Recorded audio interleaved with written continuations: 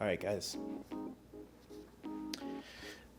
Okay, I want to embark on a journey. And from the title of the video, you can probably guess what that journey is. But by the end of the month, I want to gain my first freelance client. Welcome back to the channel. For those of you who are new, my name is Mark, and I'm a UX designer that makes content around productivity, personal growth, and design. So let's quickly lock in and talk about why I want to become a freelance designer. I feel like a lot of people out there want to do some type of freelance because who doesn't want the extra cash and maybe a little bit of extra work. But some of the reasons that I want to become a freelance designer is, for one, I don't want to work for people. There are definitely a lot of people who feel this way, but don't really kind of take the initiative to do so. For me, at some point in my career, I just want to be able to control my own work, my own scope, everything surrounded around my projects, which kind of leads me into my second reason for becoming a freelancer is I want that freedom. I want to be able to do the things that I want to do when I want to do it. I don't know if I've really shared this on this channel or not, but my current job is located 80 miles away from my apartment, and that is tough. I mean, whenever I tell people that, the reaction is,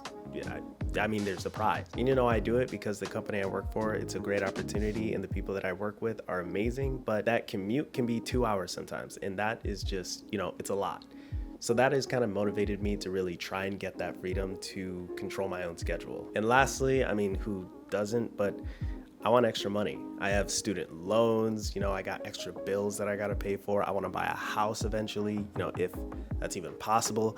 But I want that extra cash so that I can use it to my own ability. The only problem with all of this and becoming a freelancer is just that I don't know how to do it. I believe in myself and I feel like I can do it, but I just don't know how. So we're gonna embark on this journey together. All right, so let's quickly lay out the plan. There's 3 different ways that I'm imagining that I can go out and find a freelance client. I just have to kind of explore those different options. The first one being just going to networking events. Now, I know I talk about networking events very often on this channel because they're just super important and lead to a lot of opportunities. So guess what? I'm gonna talk about it again. There's a lot of networking events that go on within LA. A lot of them are related to startups and technologies. So I'm going to show up to a few of them and just talk to people. The goal here is to really just connect with people at companies that are just starting off and offer my services. This is exactly how I got my first opportunity at a startup, so I'm hoping that it will help me get my first opportunity in freelance. The second method is really just practicing my skills, posting my work, and just advertising it all over social media and other job boards. I feel like this could probably help me a lot because there's a lot of people out there that create content like me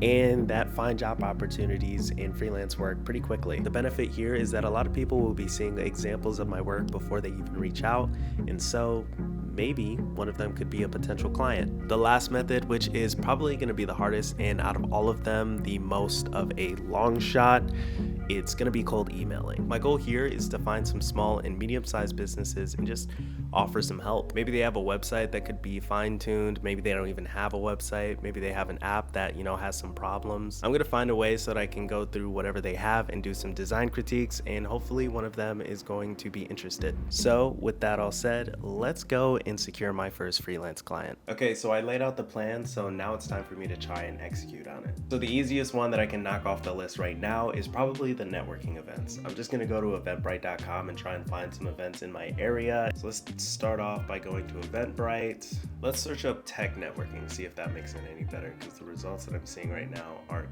good. Yeah, so there's a startup networking event that's coming up on Wednesday actually, which is like in 2 days, so that's pretty quick. Yeah, I'm not gonna be too picky here. I think I'm gonna go with the one that's gonna happen on Wednesday. Once again, I'm just trying to move fast by the end of the month, so we don't really have a lot of time to waste. Okay, with that out of the way, let's move on to the second part of our plan, which is to show off my work and hopefully gain some clients that way. I think the best way that I can probably do that, for one, is also opening up a Fiverr and an Upwork shop, because even if I advertise my freelance work on platforms like LinkedIn, they're gonna have to go somewhere to at least figure out my pricing and then also book my work. So let's go ahead and get my Fiverr page launched. I'm not gonna lie, I'm having a hard time creating the page. Maybe Fiverr could use some additional UX designers. I don't know, man, because I'm struggling to figure out how to create a page right now. Okay, I figured it out. We got here. All right, so I'm gonna work on creating a gig on Fiverr, and I'm not gonna bring you guys to that because it's probably a long process. So I will let you know how it goes when I finish it.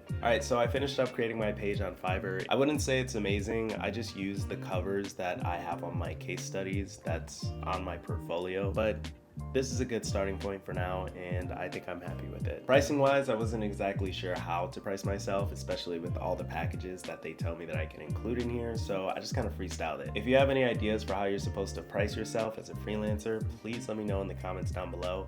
I'm probably going to do a lot of research and make a video on it later on, but you know, anything helps. All right, with the Fiverr page created, the only thing left for us to do is to pretty much create a template that I can use in order to cold email people. Or I can use that same template to reach out to people on Upwork. So I think the best way to do that is to use ChatGPT and Bard together to kind of create like something that sounds less AI generated, a little bit more human. So let's do that together. All right, let's see what it generates. Okay, this is long.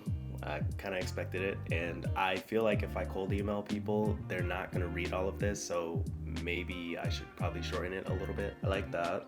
Let's go to Bard and see what they have to offer. I'm going to give it the same prompt to see if it will even generate anything. Bard, in my opinion, is just better in sounding human and gives you a lot more options to, you know, make things sound better just in tone and voice. Let's enter in the same prompt that we use in ChatGPT, see if it'll generate anything for us. Okay. Wow, I like this a lot more than ChatGPT, I'm not gonna lie. All right, so I think that this can work. I'm going to go and take this and personalize it a little bit and tweak it so that it's good for my use. I'm gonna start reaching out to people, practicing my UI skills a little bit, and then obviously I'm gonna go and network, and we're just gonna see how it goes. So I will see you in a bit. Hey guys, so I just got back from a networking event, and I'm excited to talk about it. All right, so let's talk about the networking event I just went to. So I just got back from my networking event. This is the name tag that I wore. It says, my name is Mark, I'm a UX designer, and I am looking to network.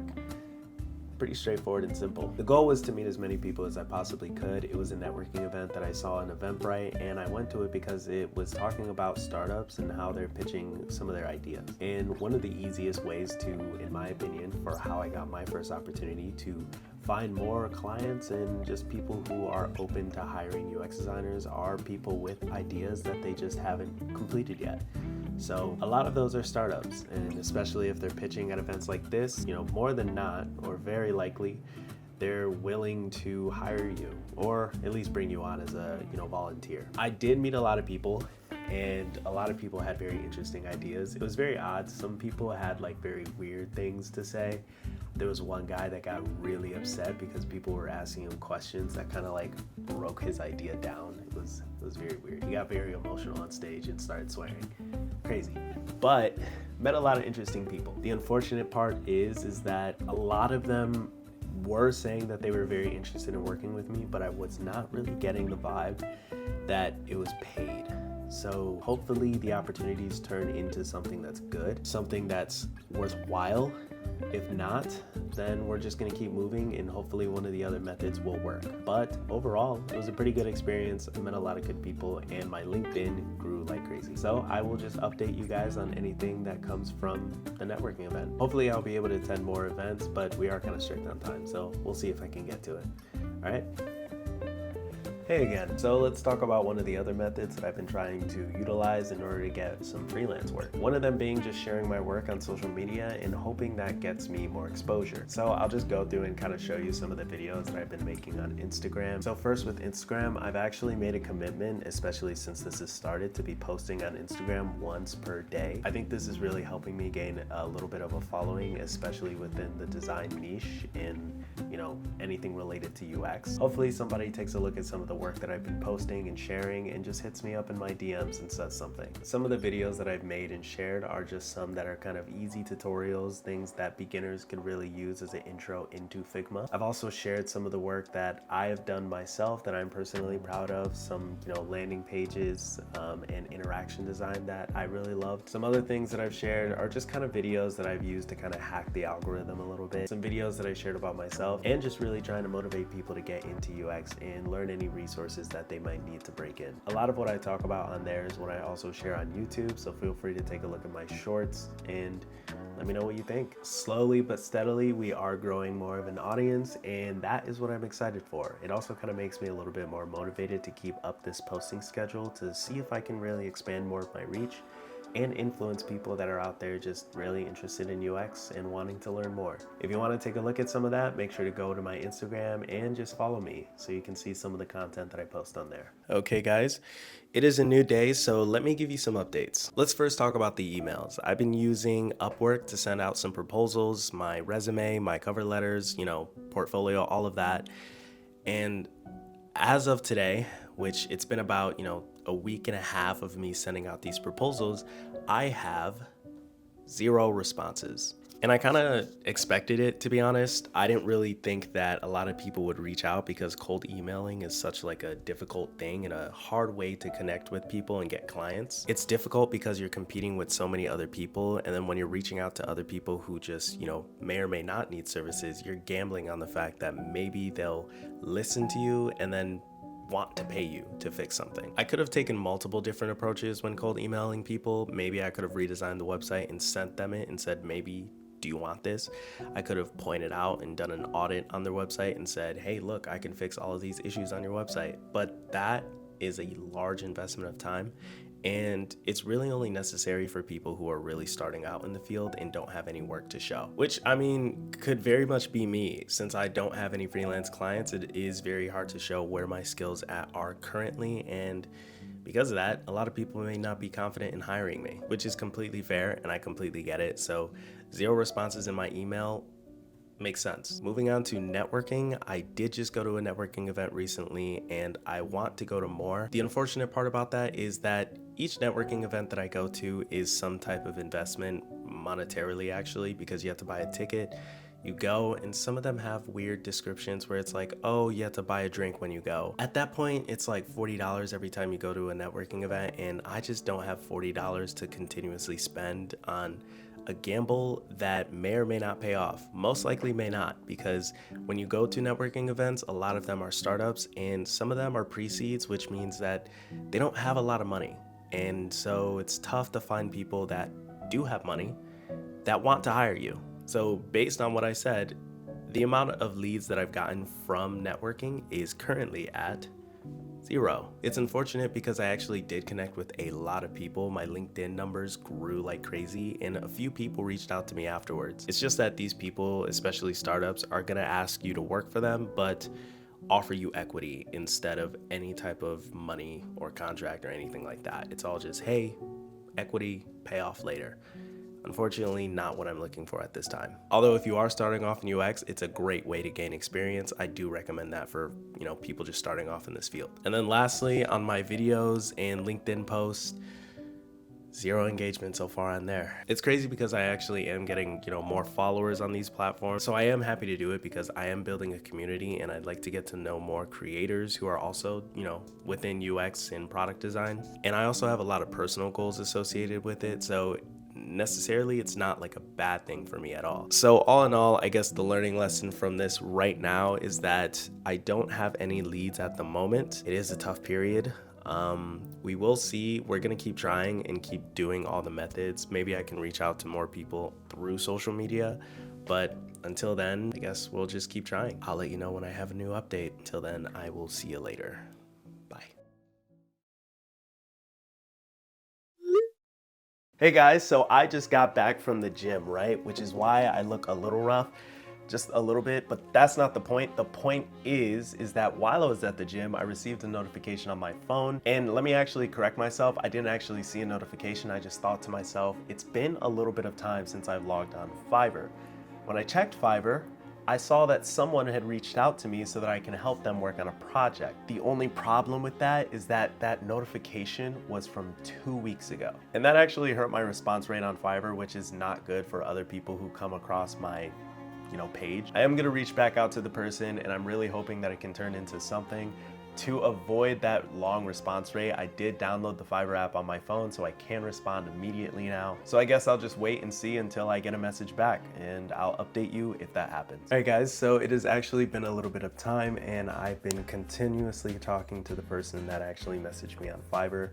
And so far, we are going to hop on a quick call just to really discuss the scope of the project. I'm really hoping that this can turn into something, and I actually have the meeting in like 5 minutes, you might hear the chime go off in 2 seconds. I'm not really nervous because this is something I do as a full-time job, although doing it on my own is completely different, and I think proving that to somebody, especially in a scope meeting, can be challenging. All right, there it is. All right, my meeting is starting, so I will talk to you guys later, and hopefully it goes well. I'll let you know. The meeting is over and I'm starting to realize how much work freelancing is. Right now I have to get together a brief, a contract for us to sign. I have to put together some questions so I can understand the project a little bit more, and then I have to review all the documentation that they already have.